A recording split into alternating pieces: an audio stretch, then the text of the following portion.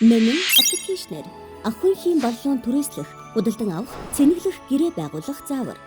Та номин аппликейшнд нэвтэрч орно. Нэвтрэх цэсээр дарж өөрийн бүртгэлтэй хэрэглэгчийн мэдээллээр нэвтрэнэ. Амжилттай нэвтэрсний дараа үйлчилгээ цэсийг сонгож, түүнээс газ цэсийг сонгоно. Дараагийн алхамд гэрээ байгуулах хэсэг нээгдэх бөгөөд та өөрийн хувийн мэдээллийг үнэн зөв, бүрэн гүйцэд бүглэж, илгээх товчийг дарна. Таны илгээсэн хүсэлтийн дагуу гэрээ 24 цагийн дотор баталгаажин байгуулагдах болно.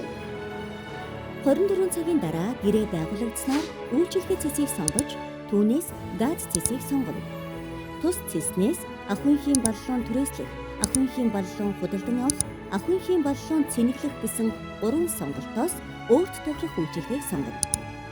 Дараагийн алхамд хэмжээ хэсгээс боллооны хэмжээг сонгоно.